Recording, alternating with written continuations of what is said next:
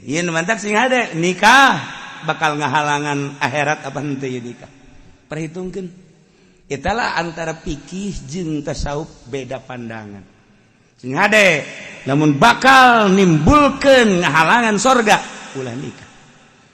Mantak istikharah timbul istikharah. Padahal nikah mah dititah ku Kangjeng Nabi, tapi disunahkeun istikharah. Naon ieu? Ieu bakal ngahalangan surga. Bismillahirrahmanirrahim. Walamu annama amwalukum fitnah. Sing nyaraho marana kabeh horeng harta teh pasti jasa jadi fitnah. Fitnah teh lain sakadar fitnah horenganan jadi siksa jaga di akhirat. Padahal ma wa anallaha indahu ajrun azim. Di Gusti Allah teh aya ganjaran nu pohara. Tapi terabaikan ganjaran urang mah daekan keneh hianat ka Gusti Allah. Hakikatna mah jelema nu keur ngumbah motor ninggalkeun salat eta teh keur nambayan seuneu jahanam. Khianat ka Allah. Masyaallah karim.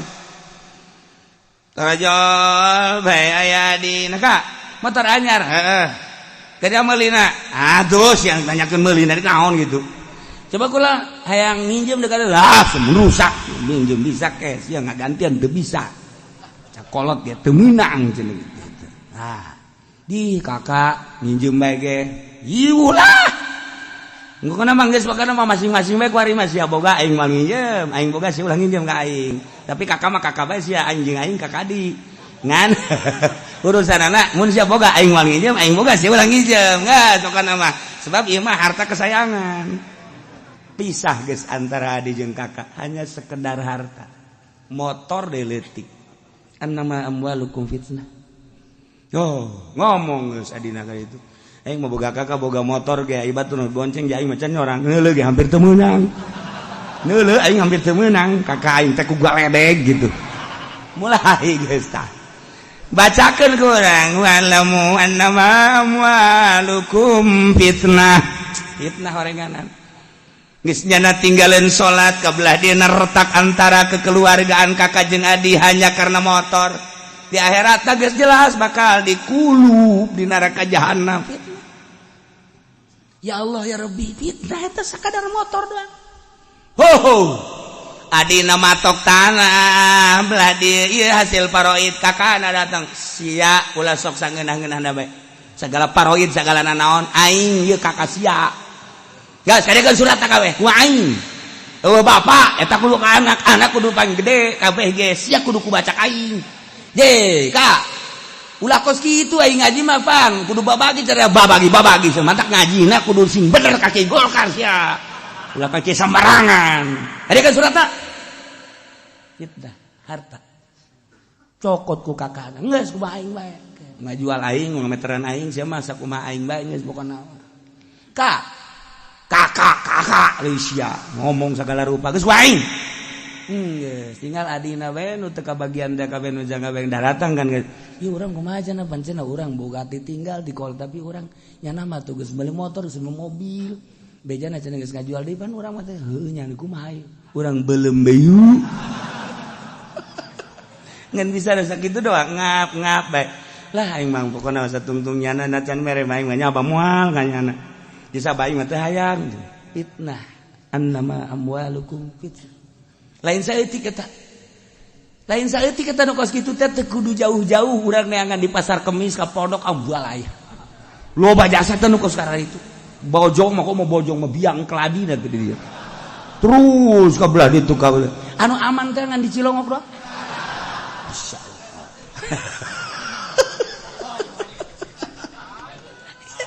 annama amwalukum fitnah. Nah, loba jasa jelema anu ninggalkeun salat ku gara-gara motor jeung mobil jeung tanah, loba jasa jelema anu teu wau jeung dulurna gara-gara harta, loba jasa jelema anu retak jeung anak sangkilang jeung anak ge gara-gara harta. Masyaallah jeung anak bae ge pasini jeung anak. Pasini ieu lah harta. Masyaallah karim.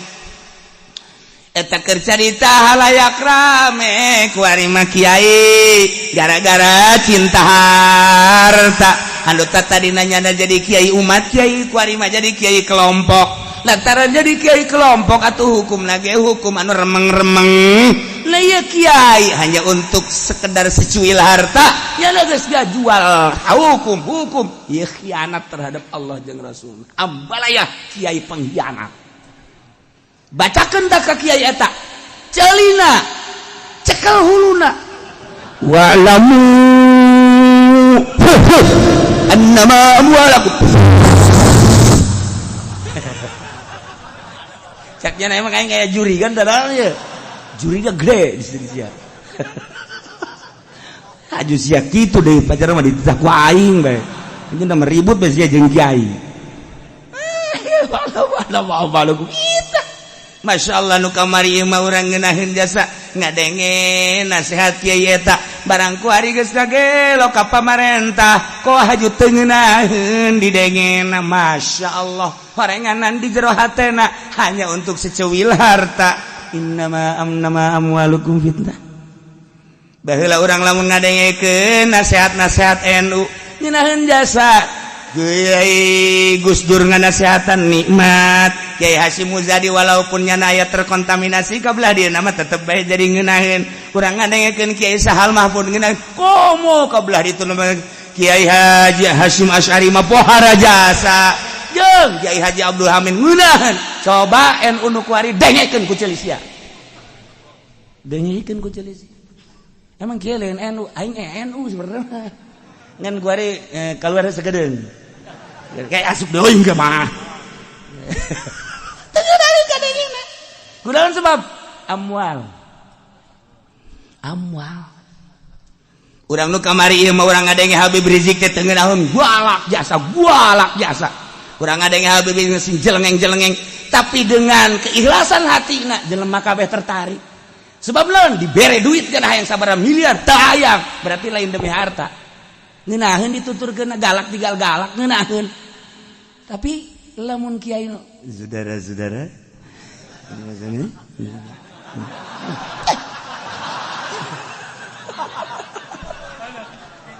iya di jero harta eta teh geraheun Masya Allah.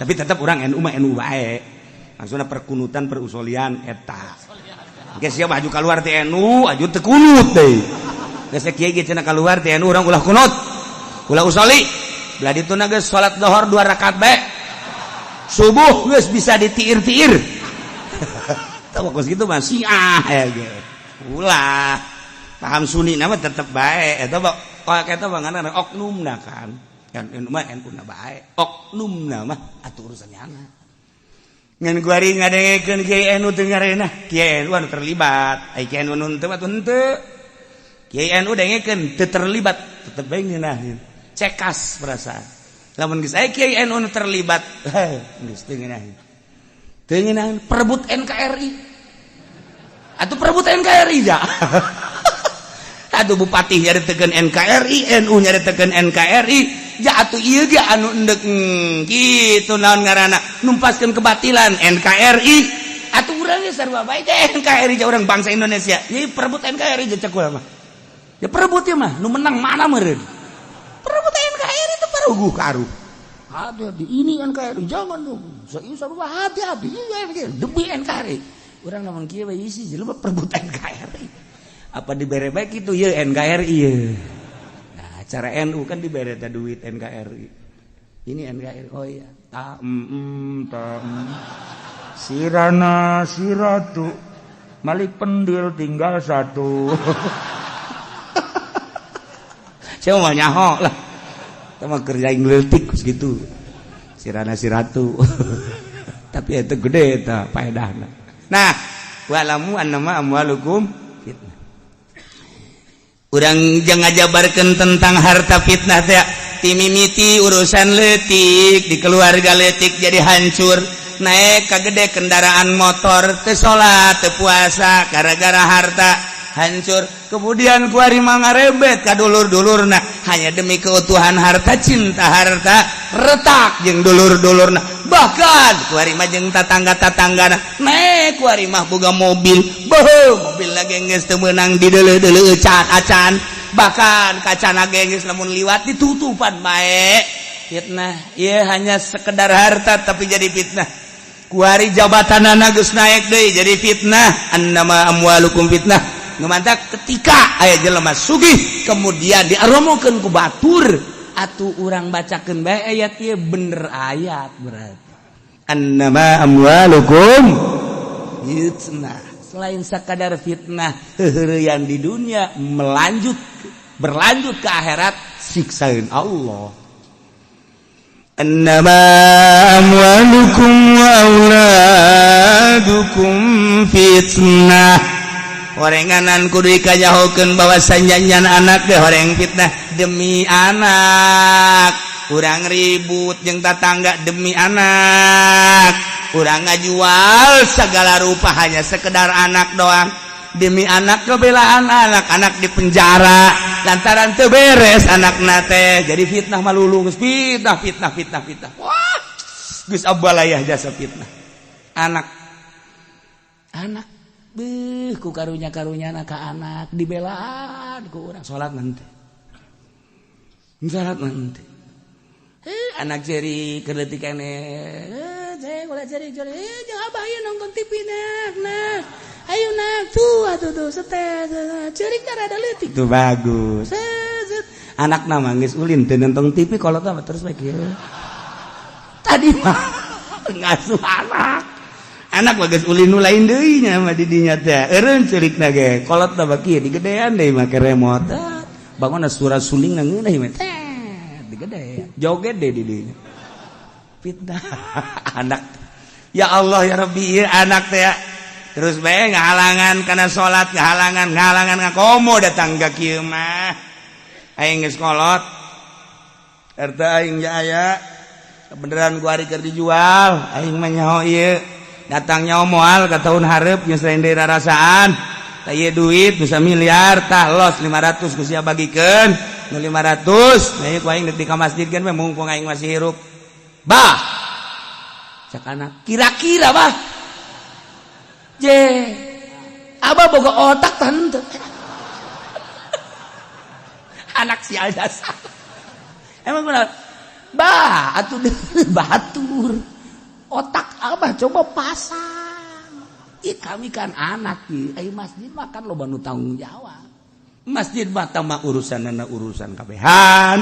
Moal aya nu teu anggeus masjid mah. Tapi kan anak mah lamun sararusa aya batur anu peduli ka anak abah. Ji manya abah kudu dinasehatan ku kula. Aju kudu kumaha tuh ieu? Geus ka masjid mah cukup 10 20 bae bah. Geus bagikeun di jeung anak mumpung hari ruk keneh anak jadi senang. Atuh kumaha sia bae. Kitu atuh. Guys, bari bah 50 juta ieu nya jaga masjidnya. Kula nu dimikeunna. Geus atuh kumaha sia bae. Dimikeun 10. Di depan kieu nyahoan nyaho engge. Aya nu kos kitu aya. Geus ulah hudang sia, hudang ka nyahoan. Bapana laporan buku ka aing. Kasia ka kieu teh sabaraha eta jang masjid 10. 10. Nu bener saya kieu. Iya tuh 10. Masyaallah. Pan bangun kaget amat mah haji mah henteu sih teu kudu. Henteu teh ibah yang nyaho bae kudu. Jadi diberena 50 sakieu teh. 50. Geus lah ulah loba omong jilah geus ya ganjaran Mang Haji mah geus bae atuh 10 teh. Ya, en kitu sakieu. Dek 500 juta dihalangan ku anak. Wa'lamu annama auladukum fitnah. Dek diajak ka sorga anak.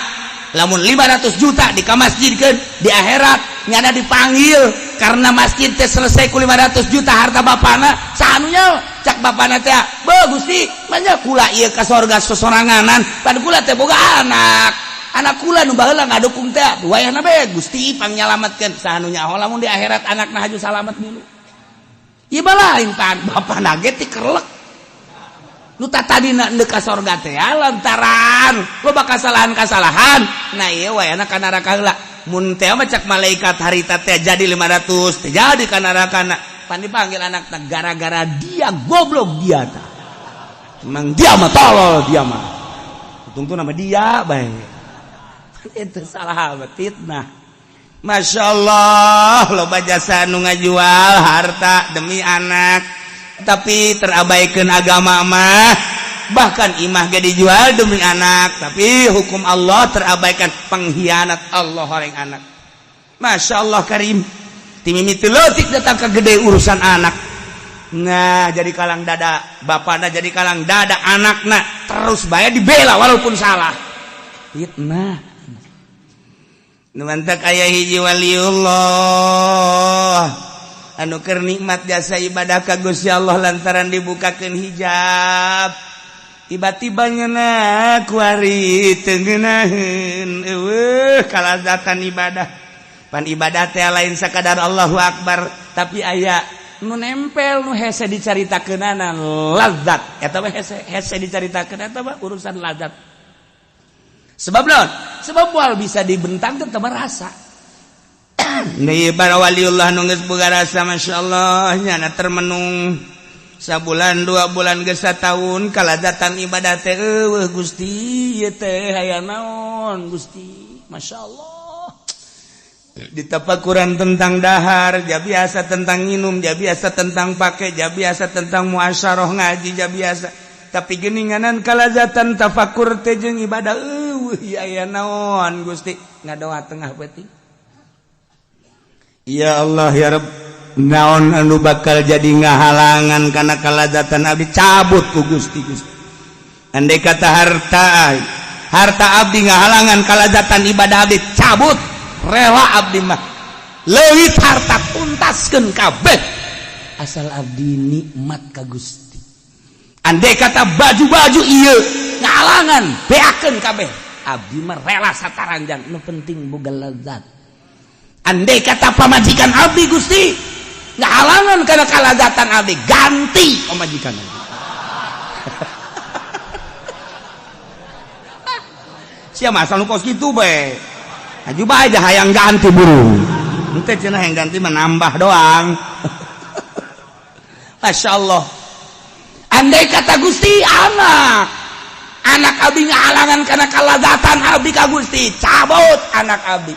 Seketika eta dihandap lantaran imahna nyana di Mekah makan tingkat nyana air 3 ear dihandap careuri kabeh aya naon eta barang di dieu horeng anakna ragag ganda, anakna ragag, begitu ragag anakna kabeh dihandap teh careuri nyana ka Gusti Allah. Alhamdulillahirabbil alamin. Kadang ku pamajikan anak ragag alhamdulillah.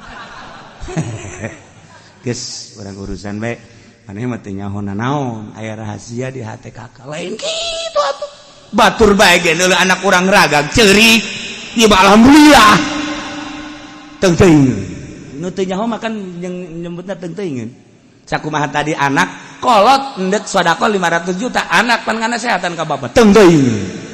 Tapi lamun bapana teger, harta-harta aing anu dikagunakeun aing di akhirat sia aing deuk salamet aing loh ku aing bae eta ngaranna teger kolot ieu mah lain.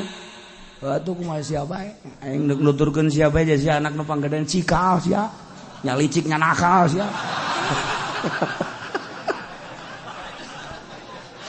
Pan di alem pan di jojo aing geus teu bisa kumaha ku sia mah ulah datang ka kitu da kolot ka anak.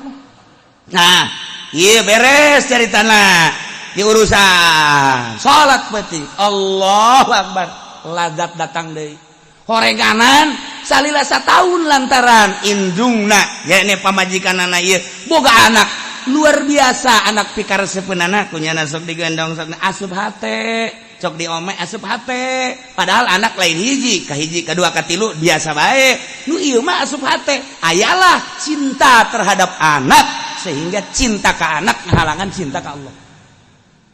Asal aya kadua cinta salianti Allah moal ngeunaheun ibadah mah. Urang cinta ka pamajikan, salat moal ngeunaheun. Urang cinta ka anak, salat moal ngeunaheun. Cinta ka motor, salat moal ngeunaheun. Jeung naon nu dipake ka cinta? Aya di hate urang. Sekar salat, Allahu Akbar. Resep urang ka motor. Keur salat saya tidak. Keur salat resep ka sawah-sawah aya. Urang keur salat resep ka mobil aya. urang keur salat resep ka urang Karawang atuh aya ngagitek-gitek teh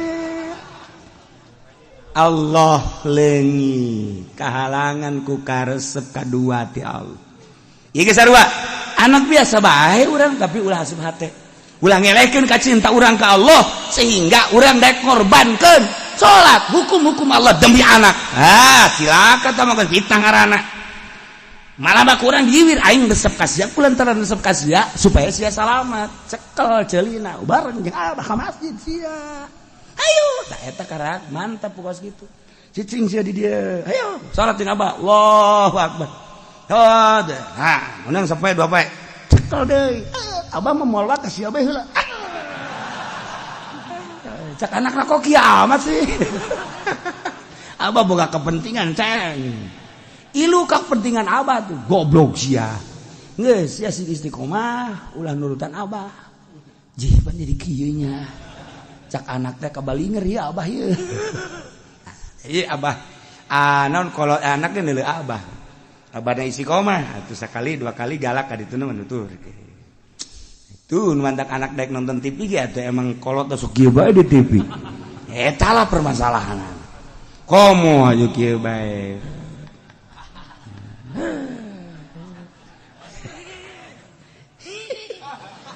abah eta seuli sorangan tolong atuh anakna mah leuwih dimakan abah atuh masya Allah kolot kencing berdiri anak kencing hiber sakitu bae geus leuwih ti lari deui guys nah iyalah horenganan harta jeung anak teh jadi fitnah anu ngahalangan tina berbagai urusan akhirat padahal mawa Allah sing sanyana Gusti Allah indahu ajrun azim di Gusti Allah teh aya ganjaran anu pohara tetapi kadang-kadang ajrun azim yakni ieu ganjaran teh surga ku harta ku anak lain tah harta jeung anak dibawa jangan luruskeun ka sorga endan jadi ngahalangan sorga nu mantap fala tafutuhu ulah are katinggalun anjeun ganjaran anu gede ku gara-gara ngajagaan harta urang tinggalin sorga ku ngajagaan anak urang cinta ka anak urang tinggalin sorga ku hianat ka Allah jeung ka Rasulullah demi harta demi anak urang teh meunang nangan sakadar neraka naudzubillah min zalik wa min zalik mantap dipermasalahkeun tah di ilmu thariqah mah kuari urang teu boga pamajikan encan boga kemudian urang kuari salat bae lamun dipikir mah mun dipikir urang teh lamun imkan nikah sanajan resep jasa kana salat maningan nikah bae lantaran dina nikah mah aya kelanjutan turunan berarti hifdzun nasal engke urang boga anak lamun nikah mah ku aya anak engke bisa ngamajukeun agama jeung nagara jeung bangsa lanjutlah urusan kekhalifahan cak pikir tapi lamun cek ahli tasawuf mah perbandingkeun ku ente antara resep salat jeung nikah ternyata horenganan ieu teh salat mah bakal ngahasilkeun kana ganjaran secara mutlak adituna sorga ari kawin mangke bakal boga anak teh kapan kudu dinapakahan berarti kan orang kudu dagang ya usaha menghasilkan harta demi anak sedangkan cak Al-Quran wa'lamu annama amwalukum wa auladukum fitnah dengan kawin boga anak jadi fitnah dengan kawin boga anak orang usaha orang teh tangke harta jadi fitnah berarti ieu harta jeung anak teh jadi fitnah nu gara-gara orang nikah teh bisa ngahalangan ka sorga tuh nu mantap cak anu can nikah hadena aing mah can nikah emang kunaon ge da kade-kade itu arembungeun atau siapa lain berhat ka salat berarti tah loba nu embungeun aku dipandian ku 7 kembang. Indo itu mah kos gitu. Aduh. Nah ieu nu mantak sing hade nikah bakal ngahalangan akhirat apa henteu ieu nikah. Perhitungkeun. Italah antara fikih jeung tasawuf beda pandangan. Sing hade lamun bakal nimbulkeun ngahalangan surga ulah nikah. Mantak istikharah timbul istikharah. Padahal nikah mah dititah ku Kangjeng Nabi, tapi disunahkeun istikharah. Naon ieu? Ieu bakal ngahalangan surga apa henteu sih? Tuh. Aya 3 awewe ieu sabenerna mah ieu nu paling resep. Ieu mah kadua, ieu mah katilu. Ieu nikah dititahkan ku Kangjeng Rasul fankihu ma tabalakum geus teu kudu istikharah aja urang ngalaksanakeun parentah lain etana, tapi ngahalangan ka surga apa henteu? Istikharah. Allahu akbar. Beres. Allahumma inni astaghfiruka dan lain-lain sebagai Allahumma in kunta ta'lamu anna hadza sarwiti bindanu khairan li di dunia ya wa akhirati fakal ya beres. Tapi lamun teu bagus Gusti jauhkeun eta kan ngara istikharah tina 3 nu mana ieu timbul nu ieu hasil istikharah mal mislet ieu lah hasil istikharah sebab minta petunjuk ke Allah urangna minta ridho Allah supaya surga ulah kehalangan dibere. Ainu resepna mah kanu ieu kadua katil ainu timbul nu ieu deui anu aing kurang ngersel heran aing ge di isi horohan teh aing ka dieu timbul ka dieu teh nu ieu deui sedengkeun aing resepna kanu ieu sebab geulis aya di dieu jangkung aya di dieu lenggik aya di dieu pinter aya di dieu jas sabenerna mah cek zahir mah ieu tapi isi horor nu ieu deui nu aing rada ampere kurang naik lah guys aing mah nekat milih sesuai jeung istikharah ajeun coba kumaha engkena dek dipasrahkeun ke Gusti Allah pilihlah nu ieu tek nu kurang resep teh bener barang dirasakeun hiji pamajikan sopan biasa hasil istikharah kedua ditinggalkan ke masjid ngaji bangunnya sabar baik urang ninggalkeun aja teu pati resep tenang aduh ditanya ku babaturan siapa bangunna tenang amat ka mana ge naon nu pake kemlang lain sugan pamajikan sanu daekeun tah eta mah keur sompra bae geus kitu deui mah keur carita dia tenang guys kuari aya jelema lah geus teu kudu istikharah aing bogoh aya awe 3 aing bogoh nu ieu bae geus pokona sesuai jeung kabogoh syahwat aing itu hawa aing kahayang aing resep kanu ieu da aing dipaksa-paksakeun kanu ieu jeung kanu ieu kurang ieu nu resep aing mah ieu geus teu kudu istikharah ieu bae masalah tuh jaman sia-sia nu di rumah tangga kawin tak kakarak saminggu kawin geus kieu bari tungtung masjid. Sia kunaon bangun ngalamun bae. Lah loba omong. Yang kumaha sih? Majikan marah bae. Manya ieu mah atuh euy, kadang saminggu mah ke honeymoon kene. Sia kadang kuduna mah geus kitu, tapi kieu kaayaanana. Atuh pugu baca saksia eta keur pilihan sia atuh jak kurang kumaha tapi madu masyaallah ka aing teh galak gas masyaallah teu meunang salah saeutik atuh ya balik aing ke heulenan ye ngan atuh kieu bae rarasaan teh kuduna makan keur indehoy ai kuari jadi kieu balik ka imah pamajikanana geus jubras-jubris bae dan Masya Allah terus dirasakan ke hade saminggu, ke ribut saminggu, ke hade. Lah mun geus boga kahayang teu meunang diengkekeun. Mun geus boga kahayang diengkekeun sapoe bae, ngagilekna sebulan. Ya Allah, ya Rabbi. Iyalah cantik bahkan hati gitu kos. Insyaallah. Nah, terus dirasakan. Aya anakan mah anakan biasa. Disebut da awet raje. Jadi teu halangan nih keanakan mah anakan biasa. Ngan teu tentrem kan ibadah kos gitu. Teu tentrem kan.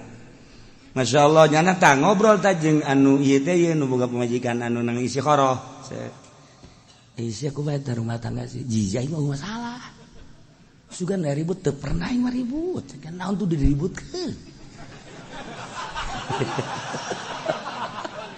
ayo bang isi aku bang aing mah puguh ieu kieu rumah tangga aing Masya Allah ribut atuh jasa cak aing mah harta aya di sia geulis aya di sia kasep aya di sia pinter kok ribut bae sih teu karti aing mah teu pernah aya ribut-ribut aing mah ka imah pamajikan ngabagyakeun malam-malam mun aya tatangga riungan dijurungkeun untuk ngariung ka ditu tuh cacampuran terus ka belah dina lamun aya nu zarah-zarah malam macak pamajikan geus ka ditu zarah ugeun nek miluh henteu atuh ndek miluh teh naon henteu kumaha teh kan ngeunaheun kos kitu mah tah kadang-kadang lamun aing teu boga duit kadang-kadang nanya kakak emang teu ngarokok teu boga duit henteu yeuh tah gas selalu ngomong aing celi aing rawi ieu aing ada geus aing hiri aing mah boro-boro dibere ku pamajikan nu aing ge leungit malulu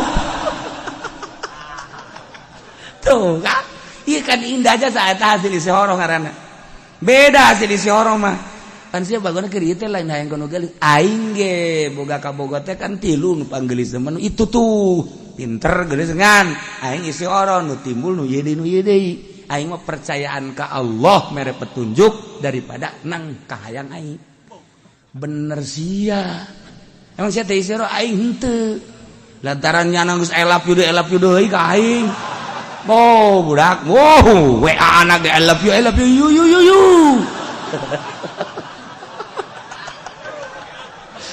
siapa tah badak akibatna kos kitu tah ya aing geus aing puyeng ieu aing ngeusan pan anak jeung aing ge bogoh keneh sebenarnya mah aing teh ngeusan ieu kos kieu ieu geus rasakeun ku sia malah mah aing kuari geus deuk musyawarah deui cek pamajikan teh ka lamun deuk misah titah milih tanah nu itu aya nu itu aya atuh nu deuk di kakak gawe deuk lah kubangeunahna bae cek nya teh Ajeng ki jangan ngabangunna kumaha ngabangunna cek pamajikan gampang ya emas geus aya tah 100 gram jadi duit aya cek ngana teh atuh urang babarengan bae aing tararis gadengnya sia asana indah teh aing asana hirup asa di neraka jahanam hasil isyarah ladak ulah datang kata isyarah Masya Allah karim nah petunjuk ti Allah nah iyalah urang teh ya dibere kejelasan ku Gusti Allah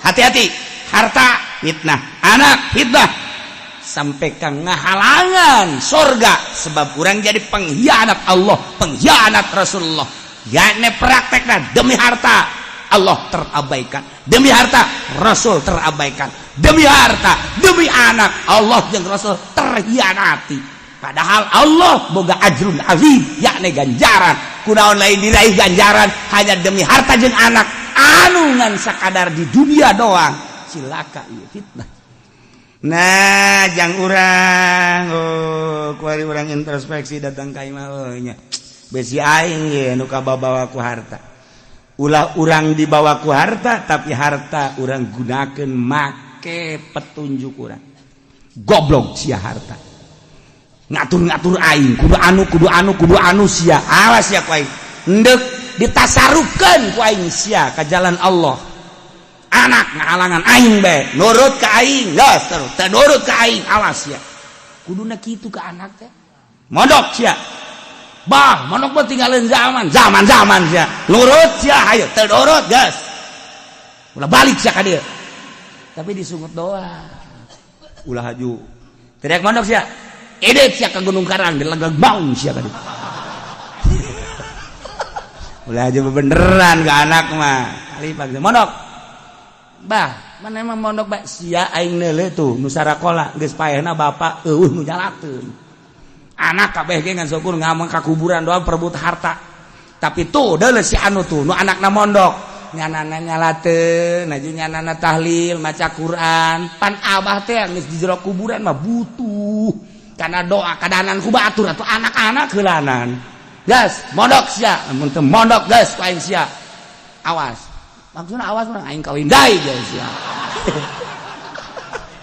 sia bapak kos kitu amat bejakeun ka mas sia ya kan namun sia tidak mondok abah kawin deui kan nyana bebe jabah emang abah lamun kula teu mondok kawin deui mangkana mondok sia daripada emang ke dicandung mondok sia dianterkeun ku emak sia mah garelo jasa sih otak teh pararayah jasa itu gua malah mana yang sak mana sakolakeun candung sia kowe pokona mondok mana ge mal gua ngomong ya sama rondok kabeh emang abah sia nyandung aing teh hayang dicandung mondok mage milu mondok kan geunaheun urang atuh jadi lalaki na para raya jasa dunia mah lulu dunia nah ieu ulah terlalu nganggap kana dunia jacak Allah ya urang kan keur ngaji urang seakan-akan bangun keur lalagan lain ieu keur mukalamah jeung Allah urang keur dieusian set ka jero hate tuh kula mangan sakadar alat doang memeh kula abah kula memeh abah kula abahna deui terus alat doang ya sampaikan wa'lamu hei urang Cikupa urang Bojong urang Belaraja urang Sepatan anu halal hadir di dieu kabeh sing nyarah hosararia kabehnya wa'lamu tah wa'lamu atuh di bahasa urangkeun mah kos kitu mentak aing membungkat TV ge aing mah bahasa kos kitu menya di TV anu kos kitu nya ki ucing ngamuk cenah di TV teu pantes aing mah kudu di TV gas hai dalur kabehan ya urang mana bae nu area di dieu wa'lamu cak Allah sing nyanaos sia Allah yang boga na ieu annama amwalukum saenyana sapeda sia motor sia tanah sia imah sia kabeh perusahaan sia wa auladakum jeung incu sia anak sia kabeh fitnah nu ngalangan kana sorga tuh sanjana deui wa anallahu indahu ajrun alim Allah ngabogaan ganjaran yane sorga pilih ku sia cinta harta ulah hianat ka Allah jeung ka Rasulullah lamun sia cinta harta sampai hianat sia moal meunang ajrun adim la syai'a minal insan bihajar teh saya tik-tik acan manusia batu berarti dia salibah kuliah jadi geus aya rumus madak maca hadis baca Quran geus ka tembong we rumus mantekna oh kadinya moal kaca letot kajen gugu bage ari ieu cenah aya adat surna eueuh muka dulu ku mata mah ayo teu kadeuleu atuh aya bisa gitu sih atuh sih mah teu ngaji sih hese bae nu ngaji ge hese kumaha teu ngaji cek sehato dina kitab tahzib aya mantek teh aya Isa Guzi aya Sulamun Nawrok aya Syamsiyah aya tahzib eta anu salamet tina al makhluk bidolalatil falasifah ta eta kula baheula ngaji malam salasa di Abuya Cidahu malam Salasa ngajina mulaina jam 1 peuting ta eta teh eureun jam 3 sia mah modar ngaji jam sakitu modar cak modar geus lah isuk-isuk ge deuk modar ta ngajina jam 1 eureun jam 3 jadi balik ka dieu subuh ta eta nu diajina naon eta tahzib nomor kadua Ukudul Juman nomor katiluna Bukhari eta ngaji di Abuya baheula keur di Garut diaji tahzib kudu kitab ulang bantek ieu anu salamet tidak al makhluk bidolalatil falasifah di dinya aya tah qala atta dina kitab tahzib kullu ma yufhamu minhu fi kalamil arab tiap-tiap kalimah anu dipaham di kalam Arab al kulliyah wal juz'iyah fahuwa surun eta ke adat sur kene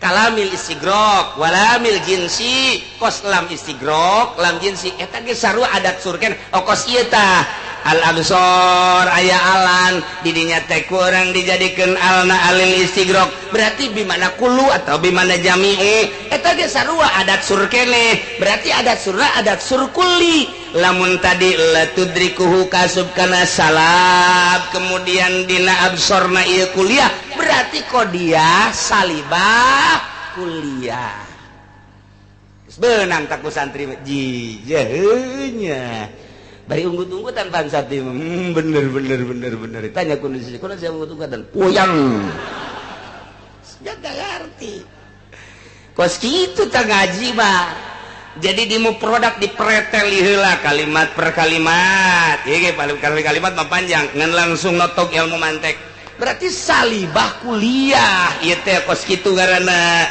tah jadi sarua jeung langsung jadi tak ku Imam Jalal aila tarahul absar mual bisa neuleuh ka Gusti Allah al absar aya jamiul absar sok kabeh mual bisa neuleuh ka Gusti Allah mata manusia moal bisa mata kebo moal bisa mata simet komo mata simet mah jelema ge mata simeteun teu kadeuleu nah udah itu sapi teu bisa kadeuleu bangkong kabeh moal aya nu bisa neuleuh ka Gusti Allah dengan Al-Qur'an la tudrikul absar berarti ieu teh paten nu kos kieu ngaran sama sekali moal bisa kadeuleu Gusti Allah ke seluruh mata ieu ngaranna qodiyah salibah kuliah. Jadi lah saya lamun dina sulam mah lah saya saeutik-eutik acan suara sekali mata mana bae moal bisa neuleuh ka Gusti Allah. Masya Allah. Tinggal kuari apakah ieu neuleuh teu bisa neuleuh teh sapoe dua poe atau saminggu dua minggu atau sabulan dua bulan atau satahun atau 2 tahun atau kieu meureunanan 10 tahun teu bisa neuleuh ke 10 tahun mah bisa tah ieu aya watesna atawa eueuh tah eta tah kudu dibongkar deui bae bongkaran deui bae nah eta mah berarti asup kana jihad lantaran di dieu mutlak tanpa qaid berarti kurang kudu diteuneunan qaid geus lamun make qaid ngaranna jihad engke urang asupkeun ka syamsiah eta mah ngaranna qadiyah muwajahah qadiyah muwajahah teh awal qadayal muwajahatul lati jaratil adat bil bahsi an hawanah kami hasalasata asyara qadiyatan qadiyah muwajahah nu make jihad anu geus berjalan di dunia pembahasanana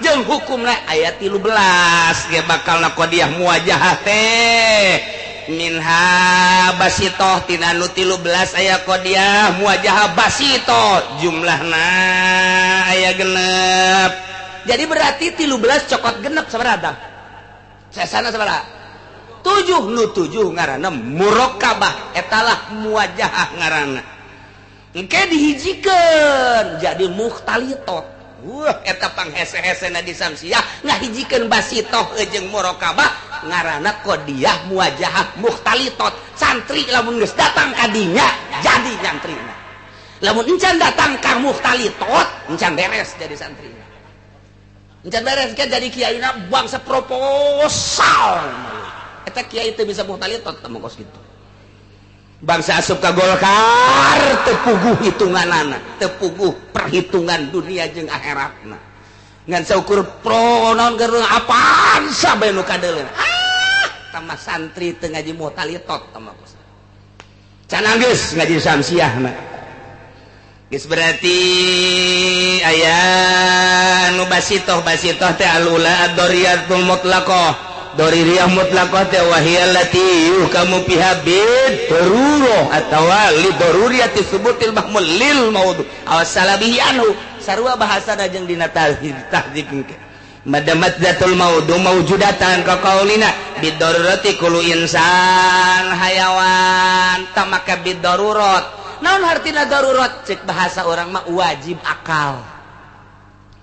Nomor kedua daimah mutlaqah allati kamu pihak si asalnya hobaya bahwa ngaji teh hese nu mantap ka kiai kudu ngahormat teh ngaji hese hormat ku sia kiai asupkeun ku sia ka Golkar goblok tah DPR nu ngasuk-ngasupkeun kiai ka Golkar teh jaho ngaji hese beureunanan puguh hese na ngadepong bae datang ka harideung sikut sagala diasupkeun ka Golkar kiai na tolol nu ngasupkeun na bolon ulah karunya hese ngaji teh pan ku sia kitu kahartikan aing hese ulah disangka idek gabongkar al absor datang ke mana ieu al-absar teh atuh kudu samsiahan mantek mah teu datang tah lamun urang ngajina ngadatang ka mantek sulam doang teu datang Isa Guzi doang teu datang tapi lamun make samsiah datang ke bakalna ieu termasuk kana daimah mutlaqah wa ya latihu kamu fiha bidawami subutil mahmulil maudu awasala bihi anhum madamazatul maudu mawjudatan sarua jeung tadi lamun tadi bidarurat kuari mah daiman kulu insan hayawan ieu ge sarua lantaran sepi tina qaid berarti make jihad daiman la tudrikuhul absar aeda iman berarti qodiyah salibah kuliah daimah basitoh daimah qaid da jihad da jadi ieu qodiyah muwajahah bijihati daimah mutlaqah tah mulai geus teu kaharti kaler kidul geus bisa jadi koski itu ya eta gaji teh kok hese dua tak imam sampai dek kabongkar eta kakarang lah saceuhil teh tencana naon oh berarti ku ari matu bisa dimaknaan ku urang la tarahul absar ay jami'ul absar daiman moal bisa neuleuh ka Gusti Allah seluruh mata daiman teh maksudna naon ay bil auqati wal azman terus datang ka iraha bae datang ka kiamat moal aya nu bisa neuleuh ka Gusti Allah dunya aya daimanan berarti bil auqati wal azman geus rumus-rumus aya bid darurah aya daiman aya bil imkanil khos aya bil imkanil am eta ngaranna jihad nu kos kitu ngaranna tah ieulah nu kos kieu aya daimah mutlaqah ta eta ngaranna jihad kayak lamun geus dihijikeun ke jeung muraqabat jadi mukhtalitat ngaranna lamun di darurat ieu daimah dihijikeun ke jadi naon timbulna tak eta ngaranna mukhtalitat gambar kurang jadi santri mah ulah ngahape bae bego santri ngahape bae mukhtalitat coba tulis teng ieu kapangihjeun ieu kumaha ieu kapangihjeun ieu kumaha ieu kapangihjeun ieu kumaha ieu terus jadi nyimpul engke ngemantak Mama Nahrawi Garut eta teh neuk boga minantu lantarannya nama ieu jago alat samsiah aya di nyana ukudul juman aya di nyana samnaon jamul jama aya di nyana boga minantuna teh teu sambarangan yes kunyana dibere masalah santri baheula zaman Mama Gentur santri keraya 500 nyeun masalah mukhtalitat nyeun masalah teh samsiah bab mukhtalitat muwajahah angsongkeun ka santri pangesiankeun geus dibejaan ku mama saha nu kaesian dikawinkeun jeung anak mama muantah ya Allah batur mah geus kitu tah baheula Mama Nahrawi teh ya ramakna Mama Busrol Karim tah eta kos kitu langsung kabeh ngaresian santri begitu dideuleuh hasilna ku mama ieu nihil asal dia menjisi menihil kabeh bisa nyawa kaler kidul guys ya mah atuh hitut ge seungit juga nahan baru aya hiji oh iya bagus ya saya iya Toha bin Amin orang mana orang panggil langsung jadi nitah mama teh eta guru kula eta guru samsiah kula teh eta anu menang baheula ku mama dipilih jadi minantuna geus langsung maneh kawin jeung anak mama geura balik ka ditu bebeja bahwa maneh dik dipulung minantu ku mama gitu gratis henteu aya gratis mah eueuh eta anta mah nang di aing doang tah mah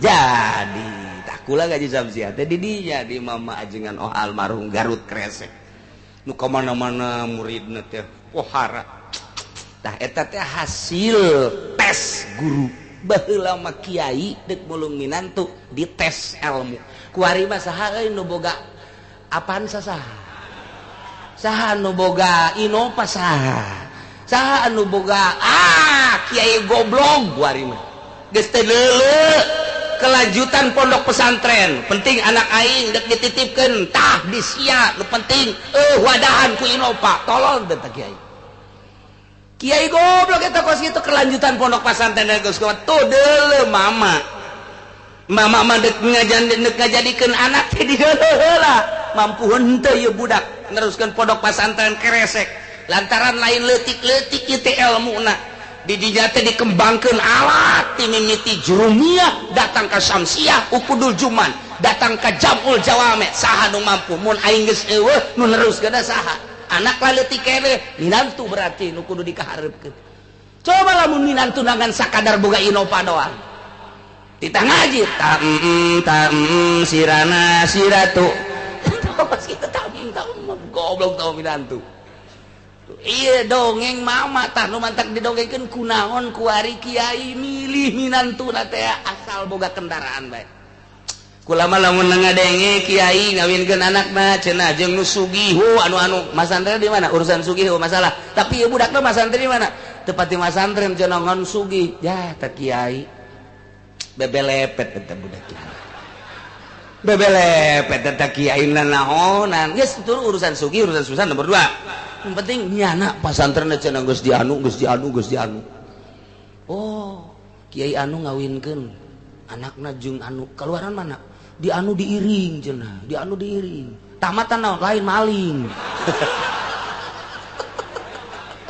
siap sugan teh diiring anggeus tuh jadi kabongkar teh ku Syamsiah mah geus inokos kieu garana qadiya salibah kuliah muwajahah bijihati daiman berarti engke ngahartikeun lana wallahu alam bimuradi sama sakali tah aya sama sakalian disundakeun anak sama sakali sok bueuh mata timimiti mata manusia datang ke muata makhluk moal aya nu bisa neuleuh ka Gusti Allah daiman bijamiil auqat wal azman sok buah waktu jeung zaman moal bisa neuleuh ka Gusti Allah titik kan mantep tapi geus itu ngaranna tah ceuk kula manu karolot nu mendingan ngaraji mantek bae mondok babeja kanu di imah nya haji mondok lah ngadenge kiai jakos kitu ngajina di mana ngaji mantek mantek daun tuh jangan ini teh nyaho jajan kudu muara gaji mau martil teu nyieun imah meureun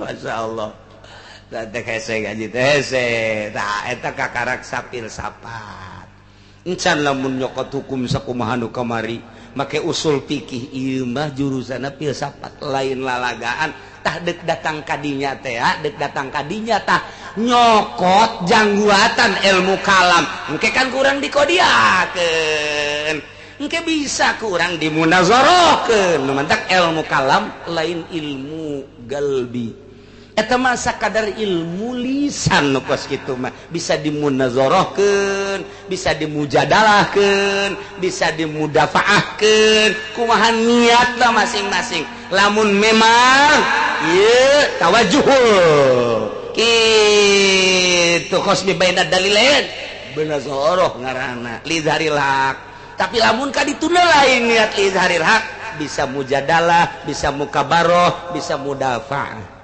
munazarah tamangge ka ditu ilmuna Husainiyah Waladiyah kitabna ka ditu aya nazoman mama gentur mama Sati bintu Letik teh tah eta ngajina tah ngadenge kitabna ge urang mana Husainiyah jae ge bi Husainiyah di imah urang mah aya eta kos kitu Waladiyah tah eta leutik kitabna warna rese diaji tuh geus lamun kurang dimunazarahkeun bisa kurang ieu paham nu tadi bakal kabongkar ke lamun ieu salibah kurang ditanakud geus lamun teh matina daimah kadituna bisa ka mana jurusanana lamun tina salabiah bisa ka mana tanakud ngaranna kos kitu tanah kudu khulful qodiyataini fi kaifin dina kef jeung kam ijab jeung salabna kudu cokot hiji kuliah jeung juz'iyahna kudu dicokot hiji berarti lamun tina salab jadi bakalna mujabah ijab lamun tina kuliah jadi berarti juz'iyah berarti engkena jadina berarti ieu qodiyah teh mun ditanakud kurang bisa engke mujabah juz'iyah islamun mujabah juz'iyah make ba'dun geus ba'dul amsor ya rohu sawarehna mata bisa neuleuh ka Gusti Allah beki puyeng bae sih mana nu benernya ieu mah keur carita ku situ tinggal cek aki-aki isi kiai ngaco tanaon sia tah aing nu ngaco sawareh mata bisa ningali ka Gusti Allah contona mana Kangjeng Nabi waktu keur Mi'raj pan Kangjeng Nabi teh walaupun cek Siti Aisyah sah anu ngomongkeun Kangjeng Nabi neuleus sasar cek Siti Aisyah tapi kan kaul mutamad-tamad tetep Kangjeng Nabi ningali ka Gusti Allah ngan ningali na teu bisa ngabejakeun lantaran eta mah mukhalafah lil hawadis khusus Kangjeng Nabi bae sakumaha mukalamana Kangjeng Nabi Musa ka Gusti Allah di Gunung Tursina apa sarua mukalabah jeung ningali teh ya batak pangkat tage Kangjeng Nabi Musa adalah kalimullah Kangjeng Nabi Ibrahim adalah khalilullah nu pernah ditegor ku Gusti Allah Kangjeng Nabi urang habibullah lantaran pernah ningali ka Gusti Allah berarti aya nu ningali ka Gusti Allah teh eta Kangjeng Nabi urang Kangjeng Nabi Musa waktu Kangjeng Nabi Musa unjukan ka Gusti Allah ya Rabbi arini Gusti deuleukeun abdi atuh ka Gusti kaifa tuhil mauta kumaha Gusti teh ngahirupkeun para raeh teh ari ini Gusti coba abdi hayang neuleuh ka Gusti yeuh cek Gusti Allah teh moal bisa aya nu neuleuh ka kaula idza ra'ayun mata di mana-mana nu hirup neuleuh ka kaula idza ra'ani mata bakal paeh di mana-mana lu ngegelempeng ningali ka kula tafarraqo bakal hancur mal bisa Musa kajen kumaha Kangjeng Nabi Musa ngotot tetep hayang ningali ka Gusti Allah neuk kanaonan sa Gusti Allah neuleuh hayang tambah-tambah keyakinan emang teh yakin tambah doang Gusti eta kan bisa ngotot ya ikos kitu mah tuh geura ka Gunung Tursina bae ge ka ditu atuh langsung gancang bae ge bakal kapanggih di hareup dongeng Kangjeng Nabi Musa mun teu ngabesan ieu panyakitna ngabesannya engke datang ka gunung Musa ikhlan alaik bil wadil muqaddas itu dek ngarep ka aing ulah make tarumpa iceun ikhlan alaik copot ku Kangjeng Nabi Musa langsung kumaha tah pan memehna puasa heula nyepen heula 40 peuting nu mentak kuari aya riyadhah ulah kaluar di imah kudu riyadhah di kamar mae jeung ulah kadenge sora di mana tuh di leuweung ulah ngadenge sora-sora makhluk aya pantarekah kitu teh supaya engke datang kris luk tilu wah sasar ieu bangsa Golkar dewe ya iya suci kos kala itu Kangjeng Nabi urang di Guha Hiro Kangjeng Nabi Musa di Gunung Sinai falamma tajalla di mana barang Kangjeng Nabi Musa Gusti Allah tajalli katembongan geus teu hese nyaritakeunana Musa saiko ngajungkal Kangjeng Nabi Musa pingsan teu kuateun mata ceuli ngadenge atawa neuleuh Kangjeng ka Gusti Allah moal kuat Musa saiko tadi mah keur carita ari ini anzur Gusti abdi delekeun hayang ningali mau kuat tetapi nu jelas mas sebagian mata aya nu bisa deuleu ka Gusti Allah ngan teu meunang dicaritakeun ku Kangjeng Nabi Musa gen Kangjeng Nabi urang teh nyaritakeun ningali Kangjeng Nabi Khalilullah Ibrahim teu ningali teu nyaritakeun leuleuh ngadenge jeung tegoran-tegoran hanya tarjamahanna bae moal kuat anjeun kula nu ngarasakeunana seperti eta. Apakah waktu eta Gusti Allah aya dirinya lain ditajalikeunana waktu dirinya Gusti Allah mah di mana bae mun ayeuna ditajalikeun di dia lamun ditajalikeun Kangjeng Nabi urang di ditu di Sidratil Muntaha dirinya lain Allah dirinya tajalina dirinya Allah mah di mana bae aya sakumaha getih nu aya di awak urang di mana bae aya sakumaha saripati nu aya dina kitu caipati di mana bae aya sakumaha susu salobana susu di dinya aya protein yo gedena dunia aya Allahan Allah di mana ditajalikeunana urang kapanggih di dinya ngan moal paling ulang mah melalui rasa deket jeung Gusti Allah maka dimensi kagenep awak urang teh aya panca indra 5 indra ditambah ku Gusti Allah bagi jelema nu hudang peuting jeung zikir ka Allah dengan cara tersendiri dibere indra ke-6 dibere indra ke-7 dibere indra ke-8 dibere indra ke-9 geus datang ke 9 lantaran ieu awak urang ge aya 9 lain 5 nu sabenerna mah ngan anu dikaharepkeun 5 nu kudu diistighfarna 9 geus engke indra di luar nu 5 datang ka 9 kos kumaha eta Tuan Syekh Abdul Qadir buka aya 40ha di ditu aya di dia aya kos nu nyandung mah di nu ngora aya di nu kolot aya tapi beda-beda waktu pantau mah tah kos kitu Bung Karno di Digul aya, di Tanah Abang aya, di Tangerang aya. Pancen bisa kos kitu moal kaharti ku sia mah. Sebab sia mah beuki tempe kene daharna kan. Sekupina menang ngridit kene, kahalangan ku eta moal bisa. Kiai nu masih kene proposal-proposalan jauh jeung Gusti Allah. Kiai nu masih kene anslub dina kos karar itu jauh jeung Gusti Allah, moal bisa kahalangan ku eta. Aya secuil bae dunia di jero hatena eta lah nu jadi hahalang antara dirina jeung Gusti Allah. Moal bisa. Tanu mantak di dieu mah berarti kacaritakeun mah urang teruskeun wa hadza maksusun li ru'yatil mu'minin lahu fil akhirah.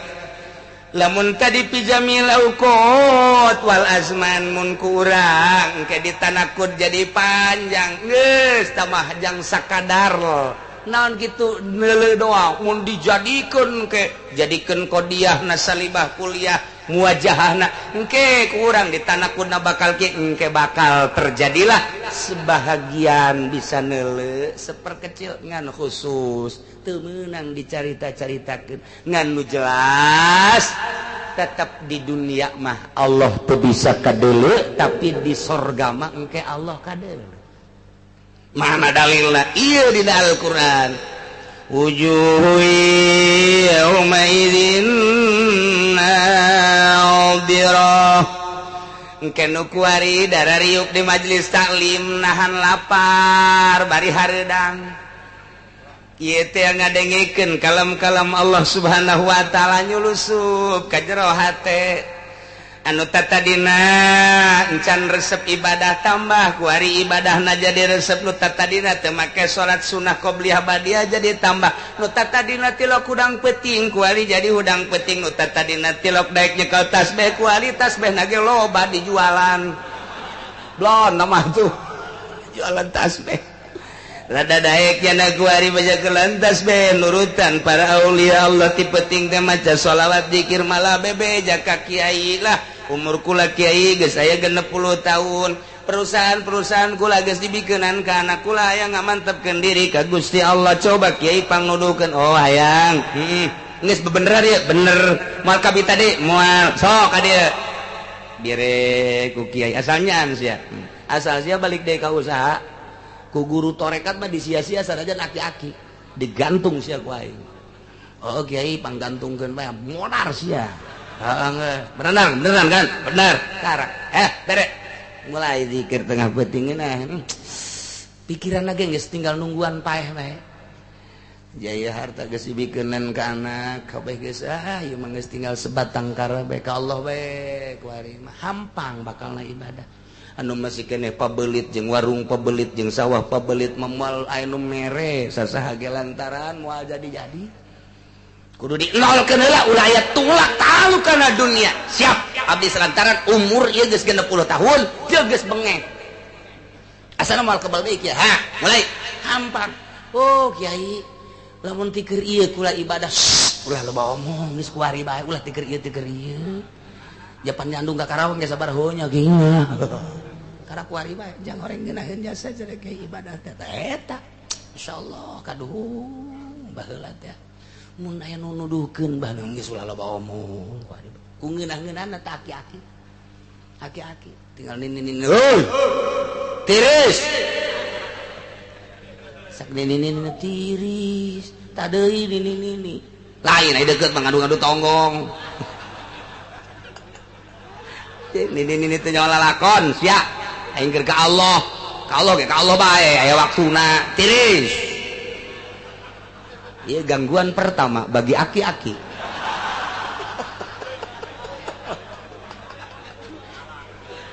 Tadeuy nini make jeung tiris-tirisan segala. Aduh masyaallah asal aki-akina atuh geus. Berarti moal beres da zikirna teh.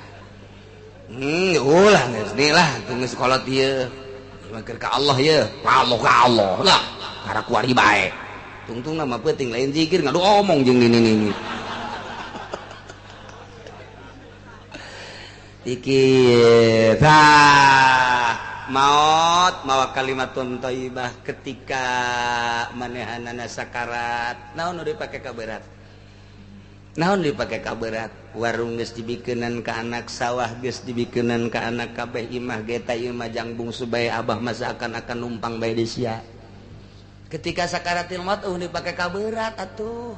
Ngeunaheun polonyon maca la ilaha illallah nage babari jasa la ilaha illallah. Dirurub kabeh, dirurub sakujur awak. Kunaon atuh begitu di pandian aneh senyum.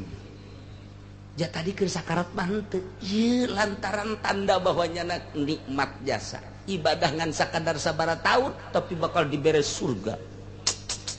Ya Allah ya Rabbi, mun urang ngabayangkeun kadinya naon hartina kanikmatan dunia, kaladatan dunia, bandingkeun kurang jeung kaladatan akhirat.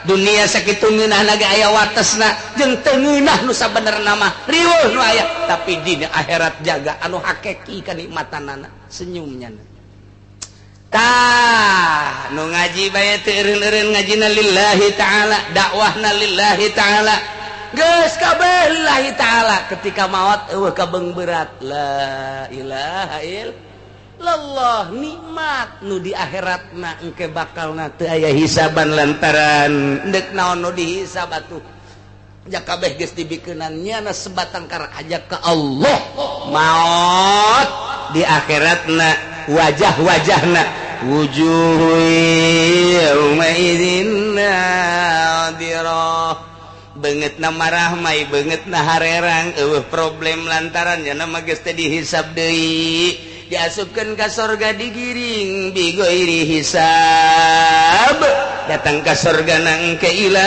rabbiha nazirah engke di ditu bakal neuleuh ka pangeran nu kuari ku urang disembah zuhur Allahu akbar asar Allahu akbar maghrib Allahu akbar insyaallah akbar Allah nu maha agung subuh Allahu akbar di samping eta urang zikir Allah maca sholawat urang kemudian zakat karena Allah haji karena Allah nuku urang kuari disembah-sembah Allah engke maka deuleu bakalna di akhirat ieu takan neuleuh mun cek tadi la tudrikuhul absar Allah teh moal kadeuleuh ku mata horeng di dunia di akhirat mah ahli surga bakal ningali ka Gusti Allah subhanahu wa ta'ala. Bahkan begitu neuleuh ka Gusti Allah eta kanikmatan-kanikmatan sorga anu ngaran bubuahan, anu ngaran inuman, anu ngaran kendaraan, anu ngaran bidadari kabeh eta teh sakumaha lebu bae dina harti neuleuh Gusti Allah mah ngeunah jasa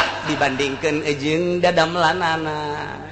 Kanikmatan naon mantak hayang neuleuh bae ka Gusti Allah supaya kaharti cenah kiai kieu supaya kaharti mah urang bobogohan 100% kali Sarwiti di Cikupa kuari urang dikiriman kue cincin nu bolong teh dinanan nenen ku urang teh ngan teu di minyak misikan doang teu di minyak misikan doang ulah aya batur endek noel ieu mah nu ka bogoh aing moal didahar ku aing boro-boro ku sia deuk dideuleuh bae neuleuh lagi aing geus ngeunahkeun jasa tah mah kue bego kue tinggal kue aing mah deuk neuleukeun bae sebab neuleuh kue cincin asa neuleuh bobogannya na bae iya jasa iya liwat jasa neuleuh kue cincin aduh ku jarangan teu dipiguran doang jak kue ieu mah tuh ngan teu di minyak misikan doang jak kue ditoel henteu didahar henteu ngan dikieu doang ke diamban kunaeta ku nikmat jasa bogoh ka Nya Sarwiti dikiriman kue keur mejeuna kieu pas dek didahar ku nyana di imah teh lah jaya mah kue di nunan nenen ge tungkeun basi mending didahar bae kakarak datang ka bibir doang aya suara Sarwiti na Assalamualaikum hah jika suara Sarwiti Kumsalam saya tak Abi Kang Jahit barang di dalam buka Sarwiti kue raga kemana meren teh kajawat oh Sarwiti sayangku Masya Allah eta kue cincin lu kamari di nana nenen teh di minyak bisikan leungit ragak sabodo ku ucing ku kotok los sebab aing mah aya nu nyieunna tuh kan eleh tak eta kos kitu eta engke dibere bidadari dibere sagala barang deuleuh Allah eueuh naon Allah jang sia kabeh aing mah jeung Allah bae teu eta kos kitu lamun ditanyakeun eta geus beres kapanggih ngobrol teh jeung Sarwiti kue ka mana swabodo artian kue kos kitu ieu aing mah geus ngobrol neuleuh bibirna neuleuh geus los jang sia kabeh weuy sama kue ku ucing swabodo teh geus tadi pirale sebab neuleuh bibirna komo geus senyum Masya Allah nu mantak loba jawara sahektar pican kakarawangkeun senyum teu kuat asa senyum tak senyum Masya Allah